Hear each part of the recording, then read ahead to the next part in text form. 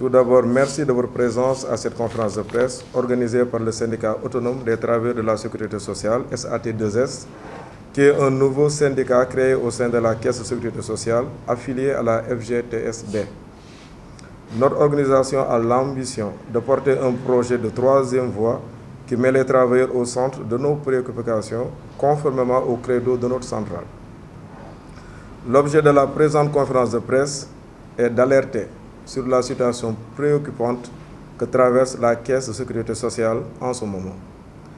Le propos sera axé sur 3 points essentiels que sont la nébuleuse du nouveau système d'information, la situation du personnel de la Caisse et enfin celle du patrimoine de l'institution.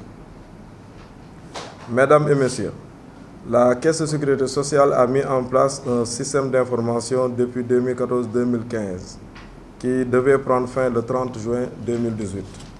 Cependant, jusqu'à aujourd'hui, la mise en production totale du système n'est pas encore effective. En attestent les lancinantes difficultés rencontrées par les allocataires pour recevoir leurs prestations, allocations familiales, congés maternité, etc. C'est pourquoi le SAT2S déplore les tracasseries et lenteurs rencontrées par les allocataires et exige la mise en place d'un système d'information performant. S'agissant de la gestion des ressources humaines au sein de la Caisse de sécurité sociale, elle est faite au mépris des règles élémentaires de professionnalisme, d'équité et de justice pour les travailleurs. En effet, la notation du personnel a été abandonnée depuis fin 2008. Les fiches de poste ne sont pas mises à jour ni communiquées au personnel. Il s'y ajoute l'arrêt injustifié de travail de 7 braves agents, tous embauchés et dont le dossier est pendant devant la justice du travail. Là, je vais faire un arrêt sur ce point parce que c'est un point qui me tient à cœur. Ils sont là présents dans la salle. Ce sont de jeunes agents très braves, très professionnels, qui ont fait leur temps à la Caisse, leur CDD pendant toute la durée légale et qui ont eu un CDI signé le 27 décembre 2022 par le directeur général Hassan Soumaré, avec une date d'effet au 2 janvier 2023. À notre grande surprise, à la fin du mois de janvier 2023, ils ont été arrêtés. Jusque-là, ils courent derrière leur réintégration à la Caisse de sécurité sociale.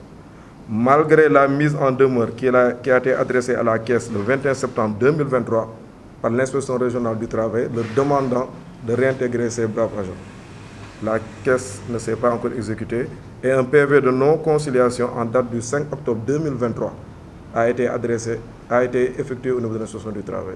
Là, vraiment, je voulais m'arrêter dessus parce que c'est vraiment un dossier qui nous tient à cœur et qui montre encore le manque de professionnalisme au niveau de la Caisse de sécurité sociale.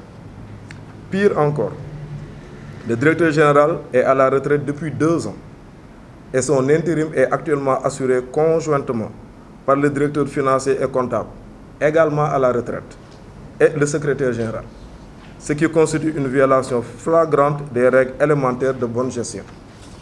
Ces 2 intérimaires recrutent du personnel, procèdent à des nominations de cadres, dont des directeurs, et se sont même permis des retouches de l'organigramme de l'institution. En plus, des agents sont recrutés et payés par la Caisse, mais sont inconnus à la Caisse. Quant à la gestion du patrimoine de l'institution, le projet de construction des logements sociaux de Bambilor, confié à la Socabek, dont la réalisation est poussive et inquiétante, malgré une annonce à grande pompe. Cette situation, avec le laxisme qui a fait perdre à la CSS beaucoup de ses terres, ont considérablement compromis la politique d'investissement immobilier de la Caisse de sécurité sociale. Au vu de tout ce qui précède, le syndicat autonome des travailleurs de la sécurité sociale exige que toute la lumière sur toutes ces questions soit faite afin d'assurer une gouvernance saine qui permettra à la Caisse de sécurité sociale de jouer pleinement son rôle au grand bénéfice des travailleurs et de leurs familles.